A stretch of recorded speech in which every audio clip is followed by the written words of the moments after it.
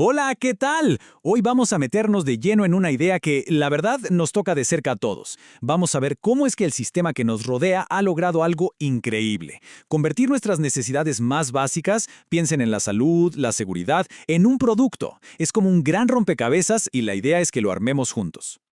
A ver, ¿por qué todo parece tener un precio? Desde la salud hasta la felicidad. Detengámonos un segundo a pensar en esto. Seguro es una sensación que a muchos les suena familiar, ¿no? La idea de que para estar bien, para vivir, incluso para ser feliz, parece que siempre hay que pasar por caja. Bueno, esta pregunta es justo nuestro punto de partida. Ok, entonces, entremos en materia. Vamos a analizar esta idea un poco más a fondo. O sea, ¿cómo funciona exactamente este mecanismo de ponerle una etiqueta con precio a todo lo que necesitamos para vivir? La verdad es que esto lo vemos todos los días, a cada rato. Pensemos en un anuncio de un medicamento que promete alivio, en esa comida procesada que promete saciar el hambre al instante, o hasta en un anuncio de una casa que promete seguridad y un hogar. Lo que tienen en común es que todos nos están vendiendo una solución a una necesidad muy básica. Y ahí está el truco. Detrás de cada una de estas cosas hay una necesidad humana fundamental que se ha transformado en algo que se compra y se vende. Y bueno, resulta que todo esto no es casualidad. De hecho, hay un nombre para este sistema, casi como un mapa para entenderlo. No es algo que pasa porque sí, sino que es una estructura con su propia lógica interna. Y hoy, justamente, vamos a conocer la teoría que la explica. Y aquí está, la TCSI, o Teoría de la Comodificación Sistémica Interdependiente. Suena complicado, ¿verdad? Pero la idea es bastante directa. Es básicamente un marco para entender cómo el sistema económico actual agarra las necesidades humanas y las convierte en ciclos. Ciclos que además están conectados entre sí y son muy rentables. ¿Y cómo lo hace? Pues explotando nuestros sentidos y nuestros instintos. La clave de todo esto, y lo más importante, es que no son problemas aislados. Es un sistema, como un mecanismo de relojería con engranajes perfectamente conectados que apuntan, sí, a lo más básico de nosotros. Ahora, claro, una teoría así de grande no sale de la nada. La TCCI se apoya en el trabajo de pensadores muy importantes. Gente como Ivan Illich, John Bellamy Foster, Yorgos Kallis y Murray Bookchin. Cada uno de ellos, a su manera, ya nos estaba advirtiendo sobre algunas cosas clave.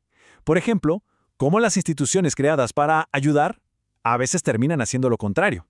O sobre la enorme desconexión que hemos creado con la naturaleza. Y fundamentalmente, cómo los problemas sociales y los ecológicos no son dos cosas separadas, sino que están íntimamente ligados. Perfecto. Ahora vamos a sumergirnos en el corazón del asunto. Vamos a ver el motor de este sistema, los engranajes que lo hacen funcionar. Y todo se reduce a dos cosas, nuestros sentidos y los ciclos que se crean a nuestro alrededor. Miren esta frase de Ivan Illich. Es potente. El establishment médico se ha convertido en una gran amenaza para la salud. ¡Wow! Es súper contraintuitiva, ¿cierto? O sea, ¿cómo es posible que el sistema diseñado precisamente para curarnos pueda convertirse en una amenaza? Pues entender esta paradoja es clave para comprender cómo estos ciclos, a veces, terminan logrando exactamente lo contrario de lo que prometen. El primer pilar de esta teoría es casi como una receta de 3 pasos, una fórmula súper efectiva. Paso 1. Se elige un sentido, el olfato, la vista, el que sea. Paso 2. Se usa ese sentido para activar un instinto primario. Pensemos en el placer, la supervivencia, el miedo, lo más básico. Y paso 3. Esa reacción instintiva que se generó, ¡pum!, se empaqueta y se convierte en una mercancía lista para vender. Y una vez que se entiende la fórmula, se empieza a ver por todos lados. ¿Ejemplos? Claro. En la comida, esos aromas artificiales en los alimentos procesados que nos abren el apetito de la nada. En la salud, los anuncios de farmacéuticas que usan imágenes para generar miedo a una enfermedad y de paso vendernos la solución. O en la sexualidad, donde los algoritmos explotan nuestros instintos para generar adicción. Todos son ejemplos perfectos de este primer pilar en acción. Ok, pasemos al segundo pilar. Y aquí es donde la cosa se pone cíclica. Se crea un círculo vicioso que se alimenta a sí mismo. Imaginen esto, un trabajo alienante y estresante. Ese estrés con el tiempo causa problemas de salud. Esos problemas de salud obviamente demandan un tratamiento médico. ¿Y con qué se paga ese tratamiento? Pues con el salario de ese mismo trabajo estresante. Y así el ciclo se repite una y otra vez. Es un bucle del que es muy difícil salir.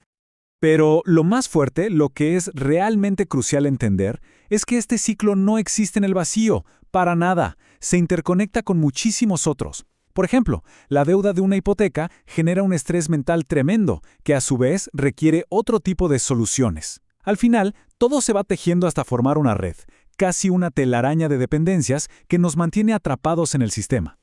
Bien, ya vimos el motor. Ahora, ¿qué pase cuando esa máquina está funcionando a toda velocidad sin parar? ¿Cuál es el costo real? Y no hablamos solo a nivel individual, hablemos del costo para la gente en general y para el planeta. Esta comparación lo deja clarísimo. Por un lado tenemos el ciclo de la naturaleza, que es sostenible. Todo se aprovecha, los recursos se reponen, los desechos se reintegran. Es un círculo perfecto. Y por otro lado está el ciclo del capital, que es extractivo. Este ciclo crea algo que la teoría llama ruptura metabólica, o sea, rompe el equilibrio. Se extraen recursos hasta agotarlos para generar ganancias y los desechos que se producen, bueno, esos desechos se convierten en un nuevo problema. Y qué conveniente, ese nuevo problema necesita una nueva solución que también se puede vender. Y esto no es abstracto, para nada. Pensemos en ejemplos concretos. La minería contamina el agua y de repente, ¡boom!, nace el mercado del agua embotellada y los filtros. Las plataformas digitales nos aíslan y ¡pum!, aparece el mercado de las apps de terapia. La agricultura industrial destruye el suelo y, claro, surge el mercado de los fertilizantes químicos. Es un patrón que se repite. Cada problema que el propio sistema crea es en realidad una nueva oportunidad de negocio. Entonces llegamos al punto clave. Si todo este sistema fue creado por seres humanos, ¿eso no significa que también podemos cambiarlo? Y lo bueno es que esta teoría no se queda solo en el diagnóstico del problema. También se atreve a explorar posibles alternativas, a imaginar cómo podríamos reescribir las reglas del juego. Y aquí es donde se pone interesante. Se plantean algunas alternativas transformadoras. Por ejemplo, se habla de crecimiento, que, ojo, no significa vivir peor, sino reorganizar la economía para que sea más justa y sostenible. Se habla de fomentar comunidades más autónomas, con más poder de decisión local. Pero quizá lo más fundamental es la idea de reclamar nuestras necesidades básicas, la salud, la comida, la vivienda, como lo que son, derechos, no productos. Se trata de volver a valorar experiencias que no se pueden comprar ni vender, como el afecto genuino o el tiempo en comunidad. Esta frase de Murray Bookchin es simplemente genial para cerrar esta parte. La suposición de que lo que existe actualmente debe existir es el ácido que corroe todo pensamiento visionario. Nos recuerda algo súper importante. El sistema que tenemos hoy no es el único posible, no es inevitable. Atreverse a pensar en otras formas de hacer las cosas no es soñar despierto, es un acto de imaginación totalmente necesario. Y todo esto nos lleva a una última pregunta. Una pregunta para que quede resonando. Si todo está tan conectado, nuestras necesidades, nuestros sentidos, el planeta entero, entonces, ¿por dónde se empieza a generar un cambio real? ¿Dónde está el primer hilo del que hay que tirar para empezar a desenredar todo esto? Es una buena pregunta para reflexionar.